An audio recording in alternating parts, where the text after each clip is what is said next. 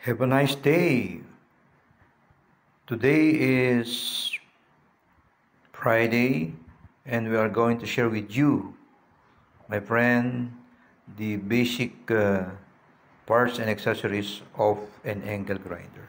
So we have here now 3 pieces of angle grinder. What are the basic parts and function of an angle grinder? So they call it an angle grinder or side grinder. So the primary parts and function of an angle grinder is the power cord. So this is the power cord. This is the modern type of power cord. This is the cord protector. If the event that this rubberized protection is already dilapidated or burned, then it's time to repair or replace this kind of accessories. So this is the main part of an angle grinder. This is the power switch. It was designed to turn it on or turn it off like that. This is the first part, the switch, the power lever. Sa wikang Pilipino po, ito po yung talagang pinaka-primary na switch po niya. Pero depende po. Yung iba pong mga grinder, ay yung switch po ay nandito sa side. So it depends upon the model. The main switch is located here in the side of the body. So and then the other part is this is the wheel guard. This is very important because most and some of the user in the construction industry or in the DIY, they are not already using this one. They are removing it. So they are using this like this one. Like us, yung mga veterano na po talaga, pag gumamit po ng grinder, hindi na po ito ginagamit kasi sinasabi ng nakakabala. But for the sake of safety measures, my friend, we have to use this guard or wheel guard. Because in the event that if you are using a cutting disc like this one, it is very dangerous. May mga event po na ito pong cutting disc na ito ay sumasabog o nasisira. So ito po ay nagka-crack. So pag ito po ay nilagay like this one, flapping disc, in the event na kahit po ito ay masira, you are protected with this wheel guard or guard po na sinasabi. So for you to replace cutting disc like this, cutting disc, you need a wrench. Ito po yung pangkalas, this one. You are going to tighten it or loosen it by holding the button lock or lock button, this one.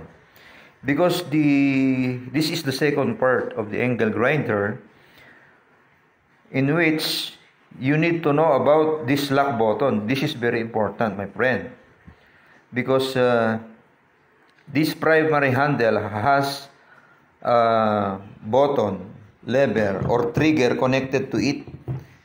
Connected po itong main switch sa ito, This component purpose is to allow you to turn on or turn off the angle grinder as needed. So, yan po ang mga basic parts. Ito naman po yung body niya. Ito naman po yung in this one. This is the air vent. The purpose of the air vent, it helps reduce the dust, yung mga alikabok, Siya po ang tumutulong.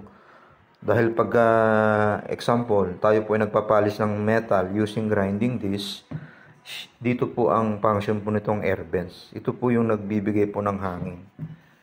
Dito rin po. Ito po yung air vent pala. Depende sa model. Depende po sa model ng angle grinder. Ito naman po yung mga accessories niya. Ito po ay kung ito na po ay dilapidated, in the event that this part angle inner plate is already broken, there is a store, you can buy it online, no? Ayan, very important to have this. At ito din po yung other part niya, yung handle. Ito, dahil sira na yung ating handle, ito po yung lagayan ng handle. Ayan. Pero kalimitan, bihira na po yung gumagamit, lalo sa mga Pilipino, seldom that they are using this handle. So yan po, ito naman po yung motor niya, ito. Pag po tumatagal na, may bumibigay po dito, napapalitan po yung parts po niya sa loob. Ito pong accessories niya. So in the other segment, we will share with you kung paano po gumamit ng angle grinder. How to use with the safety measures the angle grinder. How to replace these accessories, this part, bumping this, flapping this, and the cutting this. So these are the basic parts, the main switch. This is the lock button. Ayan. Kasi pagka magpapalit po tayo, ito rin po ang hahawakan mo para makalag nyo po ito.